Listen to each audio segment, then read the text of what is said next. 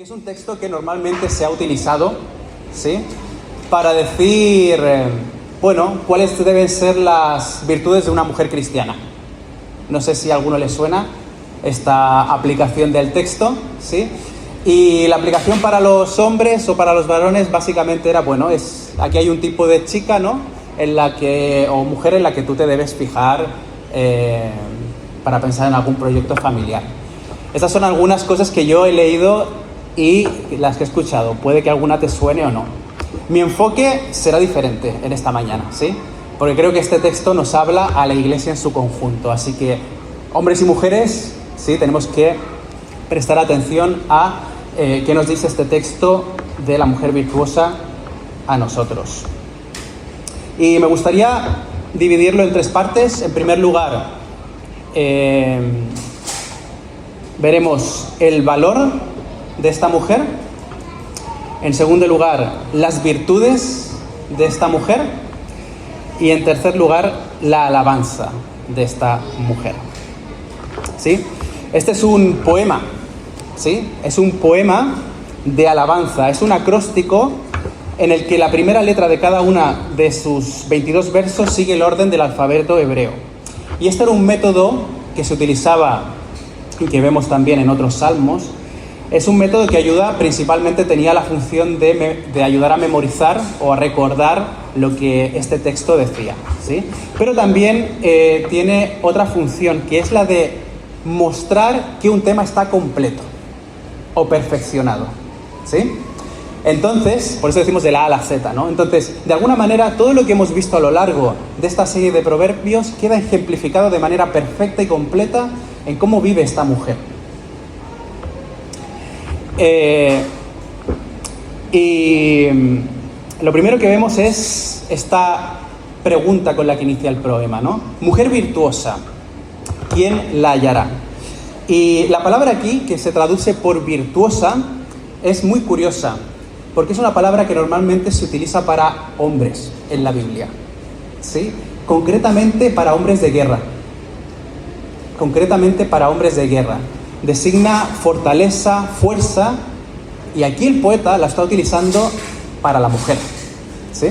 La está utilizando para la mujer. Por eso que muchas traducciones optan por mujer fuerte en lugar de mujer virtuosa.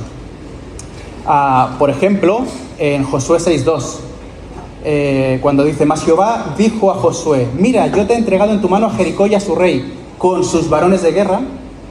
¿Sí? Esta expresión es la que se utiliza ahora para la mujer de este poema. O en este mismo capítulo, en el verso 3, cuando se habla del rey Lemuel, que dice: no des a las mujeres tu fuerza, es exactamente la misma palabra para mujer virtuosa. Y esto ya es un poco contracultural, creo yo, ¿no? Porque lo que hemos hecho en nuestra cultura, en Occidente y en muchas otras culturas, algo que ha predominado a lo largo de la historia es precisamente hacer de la mujer un objeto de burla, ¿sí? Se ha ridiculizado muchas veces a la mujer por parte del varón, y todos conocéis la expresión del sexo débil, ¿no? El sexo débil para designar al conjunto de mujeres. Vemos aquí precisamente lo contrario, ¿sí? Que aquí la primera cualidad con la que se distingue esta mujer es su fortaleza, su fuerza.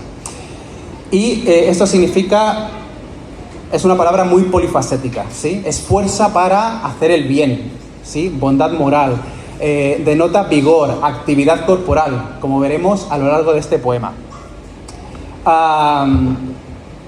Y la pregunta con la que abre el poema es: ¿quién la hallará?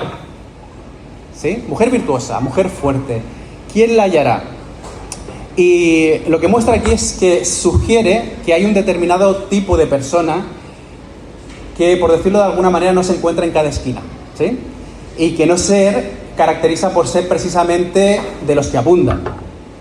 Por cierto, es algo que no solamente se dice aquí sobre la mujer virtuosa, ¿quién la hallará? Porque esta pregunta es un eco, ¿sí?, de una pregunta similar que encontramos en Proverbios 26, que dice: hombre fiel o hombre confiable, ¿quién lo hallará? ¿Vale? Por lo tanto, es una pregunta que se hace a los dos sexos, ¿sí? También respecto al hombre. Y parece que alguien verdaderamente íntegro no es fácil de encontrar. ¿A qué tipo de personas se refiere? A personas cuya vida refleja el temor del Señor, ¿sí? Hombres y mujeres cuyo carácter refleja una madurez moral y espiritual, y que no es precisamente lo que abunda en un mundo caído en el que el ser humano se ha alejado de Dios. En este mundo caído no abundan las personas temerosas de Dios, ¿sí? De ahí podemos entender la pregunta con la que inicia el poeta, ¿sí? ¿Quién hallará a este tipo de personas?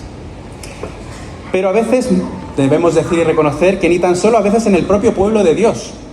La Biblia nos revela cómo el pueblo de Israel llegó a ser tan idólatra como las otras naciones, y que las personas caracterizadas por su fidelidad, integridad y temor del Señor fueron realmente escasas, ¿sí? Esto lo vemos a lo largo de la historia de Israel.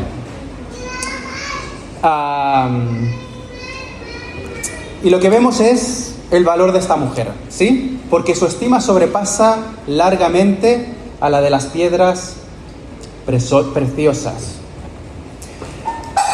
Se habla así de esta mujer, pero se habla también así de la sabiduría a lo largo de todo el libro de Proverbios, ¿sí?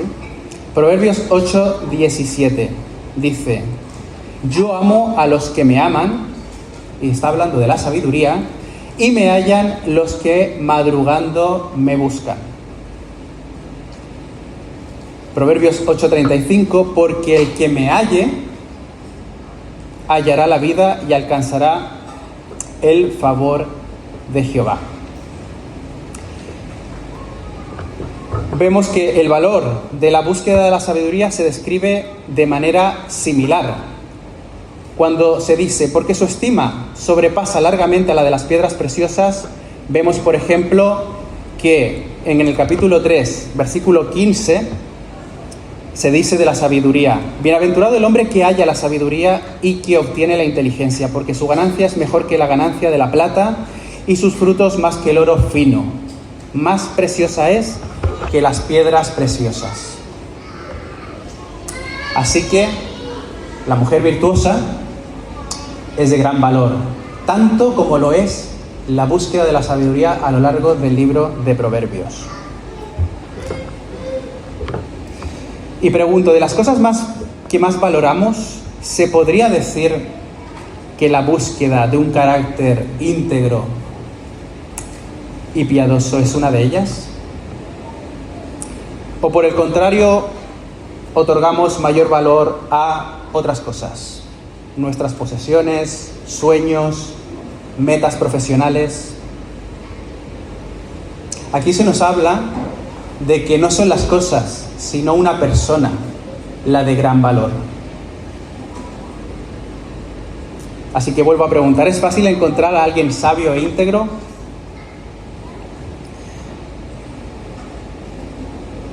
En nuestra sociedad occidental, una moral objetiva tiene importancia. Últimamente lo que leo es que muchos críticos, incluso a la fe cristiana, reconocen que la moral cristiana ha fundado Occidente y ha contribuido al bien de toda la sociedad. Y que perder esa herencia puede hacer que vivamos en una sociedad que se desmorona en lo ético, en lo moral. Así que aprendamos a valorar lo que Dios llama valioso. Nuestra cultura nos puede presentar muchas cosas valiosas e incentivar a valorar la belleza, el dinero, el estatus o el éxito.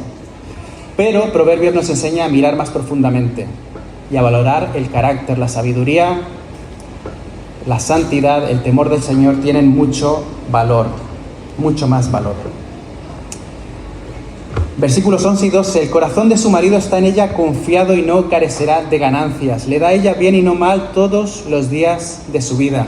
Así que acabamos de ver el valor de la mujer como algo más precioso que el oro. Y ahora se nos habla aquí del valor de la esposa para su marido. El corazón de su marido está en ella confiado. Y es curioso porque esta palabra aquí es única, ya que la Biblia condena la confianza en cualquier persona o cosa que no sea Dios. Pero aquí se utiliza la misma palabra para confiar en Dios, que vemos en otras partes de la Biblia. Su marido está en ella confiado. Esto significa que el esposo tiene total confianza en ella y gracias a esta confianza depositada en ella, la mujer puede poner en práctica sus habilidades para que su hogar no carezca de ganancia. Esta expresión quiere decir que no falte botín. Es curioso, que no falte un botín, ¿sí? Y la palabra se refiere a un botín obtenido en la guerra. Entonces lo que está haciendo aquí el poeta es sacando un poco esa idea de mujer guerrera, mujer valiente, ¿sí? Que tiene se utiliza metafóricamente para referirse a la contribución de la esposa a los ingresos familiares. Así que vemos que una persona íntegra y fiel despierta la confianza en los demás. Una persona que es coherente entre lo que dice y lo que hace se convierte en alguien en quienes otros pueden descansar. Aspiremos todos, hombres y mujeres, a ser personas en quienes otros puedan confiar cuando no estamos delante. La verdadera integridad se demuestra especialmente cuando nadie nos está vigilando. Vemos aquí que la confianza permite que la otra persona desarrolle sus capacidades.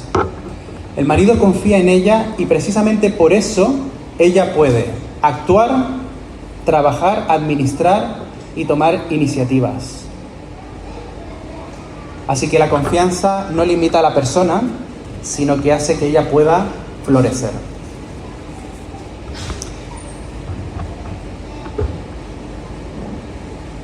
No convirtamos la relación matrimonial en una relación de vigilancia. Existe una tendencia, alimentada en algunos contextos culturales por estereotipos sobre la mujer, a sospechar de sus decisiones, de su criterio, de su manera de administrar las cosas. Pero Proverbios 31 presenta precisamente lo contrario. El marido confía en su esposa. Y la confianza no significa ingenuidad, sino reconocer un carácter probado y darle espacio para actuar con libertad y responsabilidad. Al marido no está llamado a ser el supervisor permanente de su esposa, sino a poder decir, puedo confiar en ella. Aquí se desmiente la idea de que la mujer no pueda ser la que provea económicamente para el hogar. De hecho, como veremos a continuación, por el texto parece ser que ella es la principal proveedora del hogar. Así que hemos visto en primer lugar el valor de la mujer fuerte y ahora en segundo lugar vamos a meditar sobre las virtudes, algunas virtudes que vemos de esta mujer fuerte. Y quisiera destacar dos que se ven aquí en el texto. En primer lugar, la diligencia y en segundo lugar, la generosidad. La virtud de la diligencia. Si hay algo que condena profundamente el libro de Proverbios es lo contrario a la diligencia, la pereza, ¿sí? La pereza. La pereza entendida como falta de iniciativa, falta de previsión, falta de ánimo para ocuparse de las responsabilidades que nos tocan. Proverbios 22:13 dice, es muy irónico porque dice el perezoso que el león está fuera, seré muerto en la calle. Proverbios 13:14, el alma del perezoso desea y nada alcanza, mas el alma de los diligentes será prosperada. En cambio, estos versículos que van del 13 al 27 describen la ética del trabajo de la mujer fuerte. Su iniciativa se describe como alguien que, versículo 13, busca lana y lino. Versículo 15, con voluntad trabaja con sus manos. Versículo 17, se levanta aún de noche y da comida a su familia. ciñe de fuerza sus lomos y esfuerza sus brazos, aplica su mano al uso y sus manos a la rueca. Lo que muestran todos estos versículos es a una mujer proactiva y diligente en su trabajo. No hay nada de pasividad aquí, sino una mujer con una actitud positiva y gran motivación de su trabajo. Y recordemos que el contexto en el que se escribe este poema es el mundo antiguo, ¿sí? Muy diferente a nuestro mundo moderno, donde prevalece una economía industrial. ¿Qué significa esto? Que el hogar antiguo no funcionaba con esa separación moderna de ir a trabajar y volver a casa que tenemos hoy. Aquí se refleja una economía agraria y doméstica donde el hogar funciona en buena medida como una unidad de producción.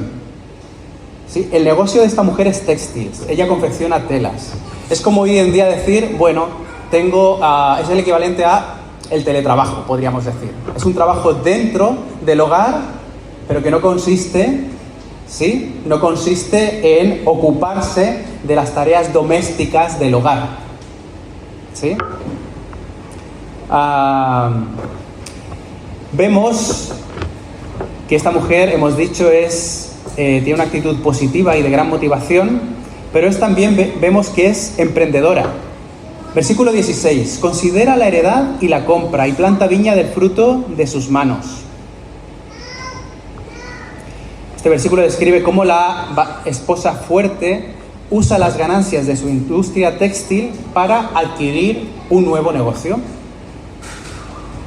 Sí, ella considera, es decir, formula un plan de acción y compra un campo, luego transforma el campo en un viñedo, una de las industrias más valiosas de la época, que además requería mucho capital y esfuerzo. Así que esta mujer es proactiva, es emprendedora y es capaz también de disfrutar de su trabajo. Versículo 18. Ve que van bien sus negocios, también se podría traducir como se complace en la prosperidad de sus negocios.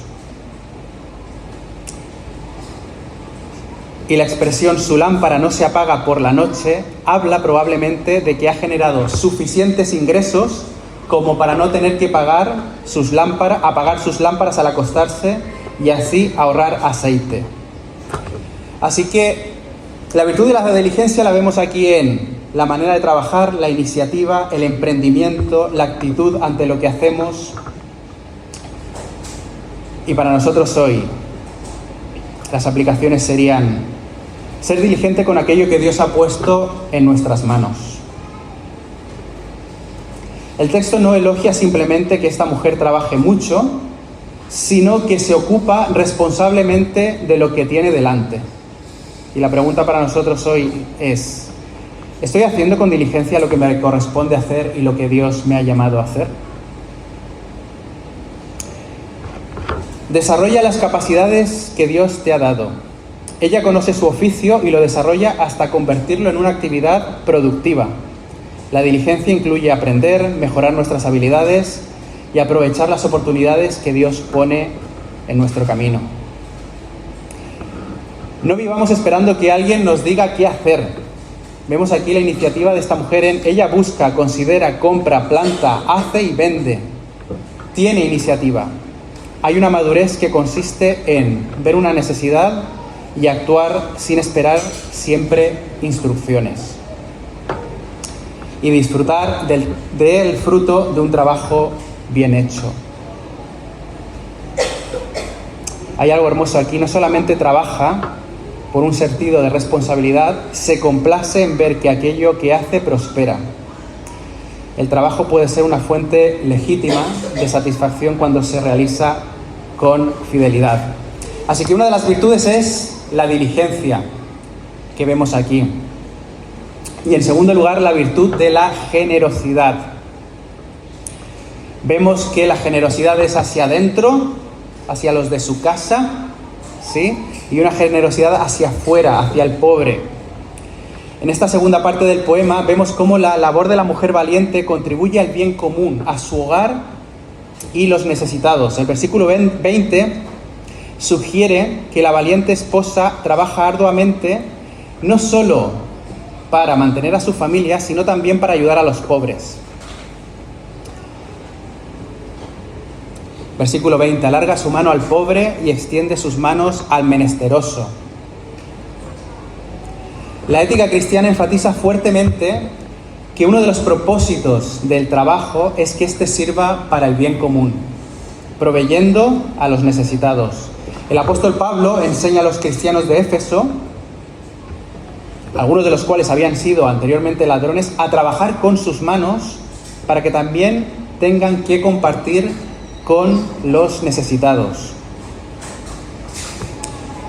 En nuestra cultura, en cambio, muchas veces el trabajo, tal y como lo concebimos en términos modernos, es un medio para la realización o el éxito personal. Pero esto es ajeno a la perspectiva bíblica. En Proverbios 31, el trabajo de esta mujer no está orientado principalmente a construir su propia identidad, prestigio o autonomía, sino a servir y a procurar el bien de otros.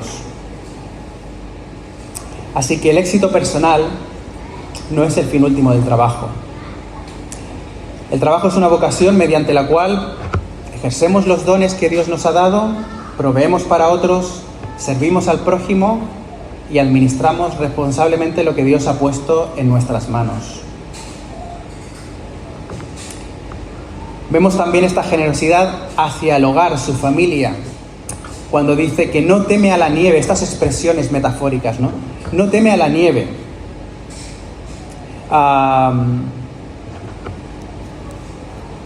No tiene temor de la nieve por su familia, porque toda su familia está vestido de ropas dobles. Versículo 21. La nieve, una estación del año potencialmente mortal en aquella época. ¿Y por qué no teme? Porque todos los miembros de su familia, incluidos sus sirvientes, visten ropas apropiadas. Cuando se dice que su familia está vestida de ropas dobles, lo que quiere decir es que ella ha tenido la capacidad económica de vestir a su familia y a sus criadas con vestimentas de lanas costosas y de alta calidad.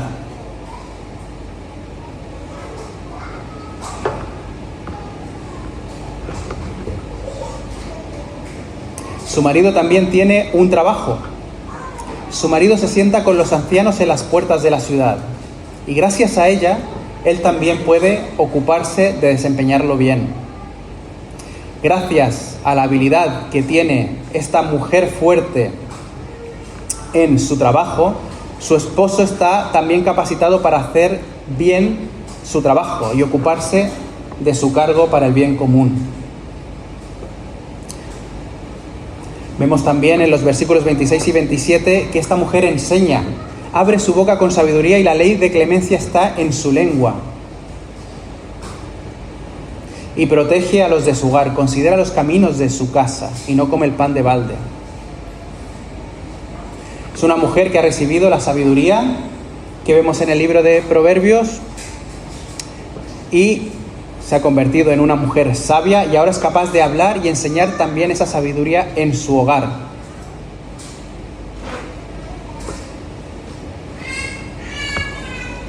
Así que hemos visto que esta mujer muestra esta virtud de la generosidad hacia afuera con los pobres, pero también se beneficia su familia. Así que la generosidad comienza por los que Dios ha puesto bajo nuestro cuidado. Antes de mirar hacia afuera, el texto muestra a una mujer que se ocupa diligentemente de su familia. Amar al prójimo no significa descuidar las responsabilidades familiares que Dios nos ha confiado. Podemos aprender también aquí que la generosidad debe formar parte de nuestra economía, no ser simplemente lo que hacemos con lo que nos sobra. Si el trabajo produce recursos, una parte de esos recursos puede tener desde el principio un propósito, compartir con quienes tienen necesidad. Vemos también aquí que las tareas cotidianas y ordinarias se convierten en una forma de generosidad y en una expresión concreta de amor. Preparar ropa para el invierno, administrar los recursos, anticiparse a las necesidades y procurar que los miembros del hogar estén bien no son tareas insignificantes. son formas concretas de generosidad.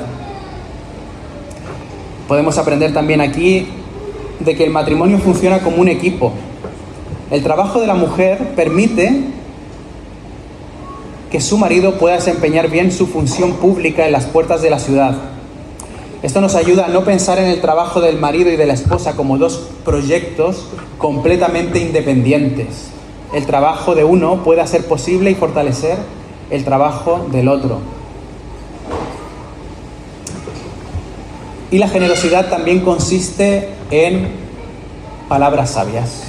Abre su boca con sabiduría y la ley de clemencia está en su lengua. No solo entrega bienes, no solo entrega parte de su economía, entrega también palabras que hacen bien. Podemos ser generosos también con nuestro tiempo, consejo, paciencia, conocimiento y ánimo. Las virtudes de la esposa: diligencia y generosidad. Y por último, vemos que el poema acaba con la alabanza de la esposa. Versículos 28 al 31. Se levantan sus hijos y la llaman bienaventurada. Su marido también la alaba. Muchas mujeres hicieron el bien, pero tú sobrepasas a todas. Engañosa es la gracia, vana la hermosura. La mujer que teme a Jehová, esta será alabada. Dadle del fruto de sus manos y alábela en las puertas sus hechos. El poema concluye apropiadamente con una alabanza a la mujer valiente. Aquellos a quienes ella ha servido se detienen ahora para alabarla. Así como ella se levantaba pronto para dedicarse a su trabajo textil, ahora son sus hijos y su marido los que se levantan para alabarla y llamarla bienaventurada. Esta es la máxima expresión de felicidad en el Antiguo y Nuevo Testamento, cuando se dice que alguien es bienaventurado. Describe a una persona que vive la vida en sintonía con Dios, la vida tal y como Dios la dispuso para ser vivida. ¿Y por qué es alabada? Versículo 30. Por reflejar un carácter moral y espiritual, un carácter piadoso y sabio, que según la perspectiva de la sabiduría es superior a la belleza física. Se dice aquí que la belleza o el encanto es engañoso, vano, que significa soplo, porque la belleza física se desvanece con la edad, todos lo sabemos. El carácter piadoso, sin embargo, si se mantiene mediante la atención constante a la sabiduría, se fortalece. El poeta no está menospreciando la belleza física, puesto que ésta se afirma también en algunas otras partes de la Biblia, sino que está priorizando el valor del carácter piadoso sobre la belleza física.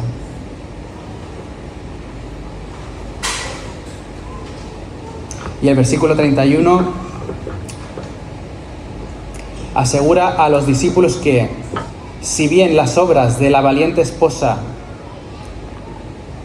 se limitaban al trabajo textil, que como he dicho antes era un trabajo por la época dentro de casa, su alabanza ahora es proclamada fuera de casa, ¿sí? En las puertas de la ciudad.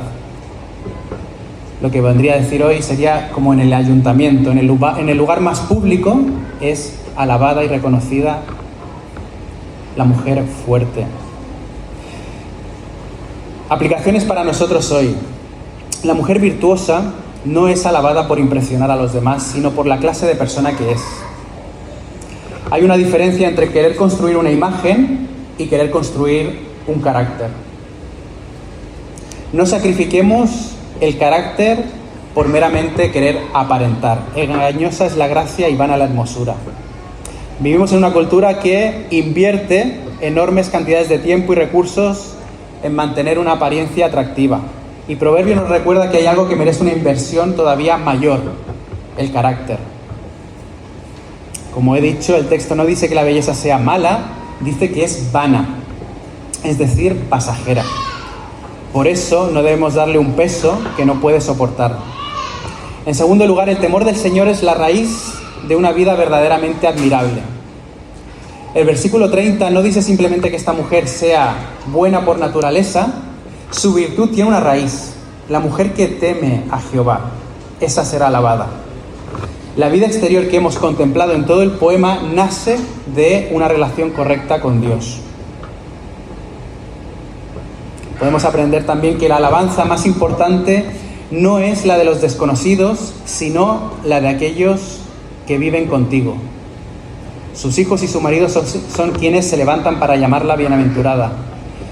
Es posible tener una excelente reputación pública y un pésimo carácter privado. Proverbios presenta justamente lo contrario. También vemos aquí que hay una recompensa que no debemos despreciar: que otros hayan sido bendecidos por nuestra vida. Al final esta mujer recibe la alabanza precisamente de aquellos a quienes dedicó su vida. Es una imagen hermosa de cómo una vida entregada al bien de otros termina convirtiéndose en una bendición para quienes nos rodean. Una pregunta que os hago, y me hago a mí mismo, Si las personas que viven contigo tuvieran que describir tu carácter, ¿qué crees que dirían? Y me refiero no solamente a lo que has conseguido, sino a la clase de persona que eres. ¿Sí? Una pregunta para reflexionar todos. Queridos, termino con Cristo, la sabiduría de Dios encarnada. Hemos visto que el libro de Proverbios acaba con esta personificación de la sabiduría bíblica para mostrarnos cómo luce la vida de alguien sabio. Y algo que vemos en este poema, ¿sí?, a diferencia de otros capítulos de Proverbios, es que la sabiduría aquí es presentada en hechos, en acciones concretas, ¿sí? En otras partes del libro de Proverbios, la sabiduría también está expresada en forma de consejos, de palabras, ¿sí? Pero la sabiduría aquí, en este poema, se vislumbra por los hechos, las obras de esta mujer.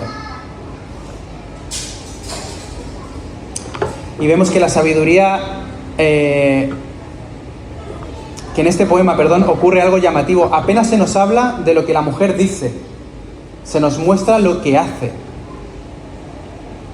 Su vida se convierte en una demostración visible de la sabiduría. Y la sabiduría de Dios tampoco quedó solamente en palabras. Dios mostró su sabiduría en una obra, la obra de Cristo. En Cristo vemos la sabiduría de Dios hecha visible en una vida concreta de obediencia, servicio, entrega y finalmente en la cruz.